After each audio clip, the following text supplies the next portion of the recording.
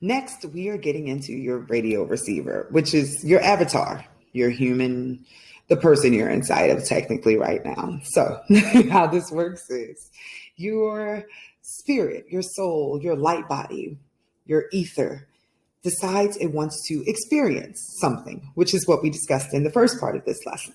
After that, all the other pieces to come together, what you look like, who you will work with, what they will act like, how all the other characters will help you on your journey. And that comes through your natal chart, through the planets, through our energetic overlays and our auras. Today's lesson is all about learning you're human. So first, as per your natal chart, we have direct channels. These are channels only for you. They are included in your individual design. This means that only you receive these messages. These are directly for what you have to do in this life as part of your soul contract. Your ascendant is all about what you look like, what path you are taking, physically, what you're doing, and it sets the stage for the rest of your chart. Your sun is all about the character you're playing, the identity, the ego. Like if you're method acting, you really need to know, what is my goal? This is your sun. Your moon channels your emotions through the water, the tide, the part of you that never forgets anything because Frozen told us about water memory. Your moon is all about your emotional well-being and the connection to your karma and your past. Your Mercury is your channel to your thoughts, higher up thoughts, the hive thought, telepathic thoughts, just the way that your mind works and connects to others as well as the way that it takes in information. Your Mars is about what drives you, your base desires, where your power comes from. Your Venus is all about your values, and these are your channels about what you need to do to get what you value. So let's go into these a little bit deeper. The frequency of your ascendant. Now, keep in mind, guys, how this works is, I don't know if you've had time to look into Einstein or you had to sit through that like I did in school, but if you did, you would understand that in his theory, he explains we are made of light and we just see ourselves because we're densified light. Light hits us, we bling different ways, and we see each other, right? So we are made up of protons, neutrons, molecules that we just happen to see because right now we're in the 3D. With that being said, you have a frequency, which is this thing over here, a vibration, an energetic pull. And you're going to hear about that constantly through your spiritual journey.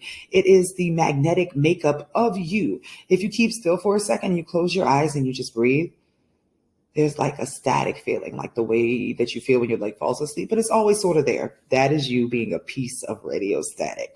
Boom. Mind blowing. So it is that energy that allows you to be pulled on your path. This is the energy that you sort of feed to other people and the other energies or the energies that come from other people that feed into you. They pull you, they cause you to start acting like you're supposed to in front of each other according to the role that you have received, which is once again in alignment with your ascendant. The start to finish, the beginning path, the main mission you came to do as your avatar. Now, your sun is your character, who you wanted to be on that path, what character you needed to be in order to get the rest of your stuff done. You receive messages through this about your script, your lines.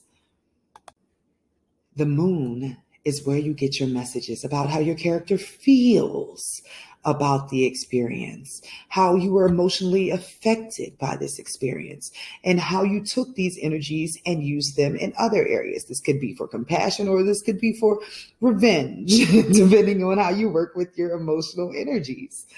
Next, we have your Mercury, which is the way that your mind works and connects dots. This sends messages. Have you ever thought about somebody and then got a text message immediately? That's because your Mercury, your mind is connecting to people. It just works like that. We're all on like a web, a super duper web of coolness, and we just buzz each other all day. So your Mars is about your power.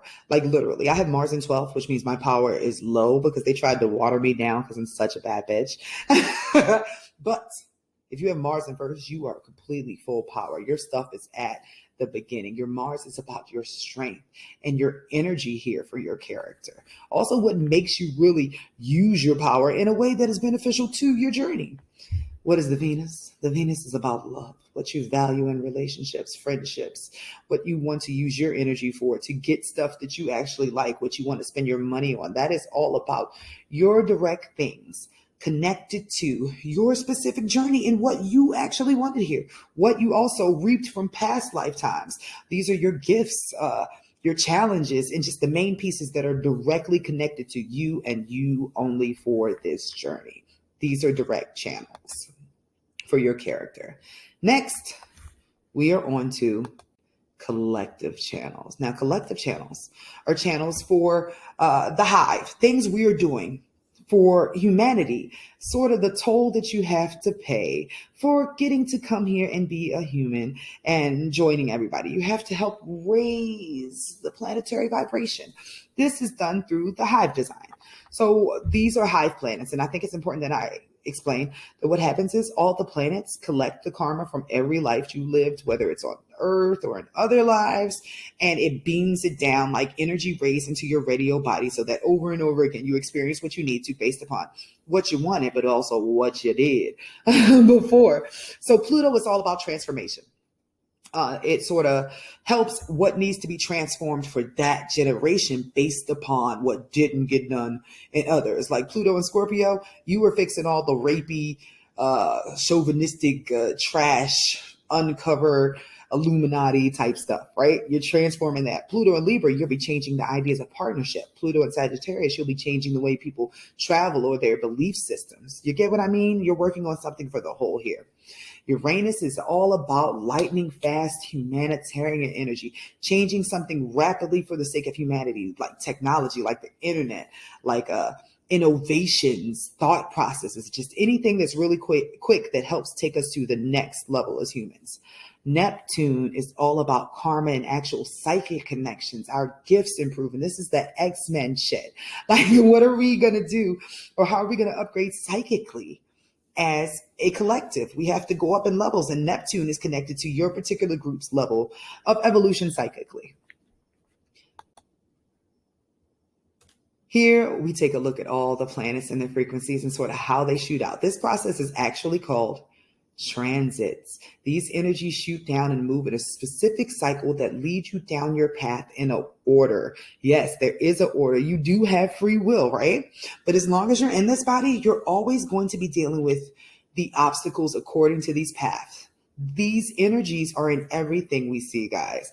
Like this remote, it's a frequency thing. So that means like if these planets shoot down something and say, I need to learn something about control, and this remote like flies out of my hand, it's because these frequencies were shot through here to create an outside event to see what my reaction is going to be inside. A better example of that would be if you've ever seen Cabin in the Woods, you saw that there was a crew of people that were like sort of throwing like mines at people or the main characters to see if they would fall into the traps. That is essentially what these planets are doing. They're seeing if you're going to step up to the occasion or you're going to fall back into the lesson over and over again. And they all continue to beam at you. These particular ones at your generation, at your part of history to see if you guys can make that big change together. Next, we have interpersonal channels. These are connected to your soul tribe, the group of people that you have already collected karma with, the squad that you came with in the first place. And that will be seen in your Jupiter, which is all about your luck and your expansion, growth, and Saturn, your restrictions and contracts. So Saturn is all about whipping your ass. It's what you agreed to even get a chance in here. And it's what you owe, the debt. It is the thing that will pull your chart together for you to overcome to make the rest of your chart to come together, particularly in regards to your career house, which is the head of your midheaven, which is your idea of heaven on earth here. You have people also committed to your contract to help you get this done for you. So for instance, you have Saturn in fourth, you have a contract with your family. They're helping you overcome whatever it is to help you get that shit done. Saturn in eighth, you are overcoming like hard ass karma, transforming, becoming who you need to be by 28 in order to not have to re-up again. Now with Jupiter, this is about growth. People who come into your life to challenge you, to help you expand internally, would be the theme here. And these interpersonal connections are all about your one-on-one connections. Anybody that you have a contract with, anybody that you have a relationship and begin to build with in any way, shape, or form. Anybody you learn from. It can be for this contract or this one, but notice how similar they are, right? So this assignment for this lesson, explore your avatar's energetic blueprint. This means check out your natal chart. I recommend Astromatrix if you are just getting into astrology and you really want to look into the definitions, because that's what I want you to do.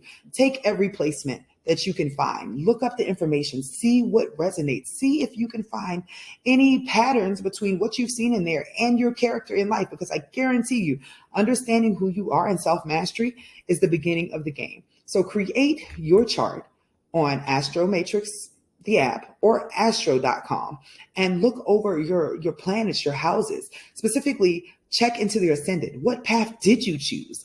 What sun character did you choose? And all the other pieces will help you understand a little bit more of your experience as we move forward in this spiritual warfare training.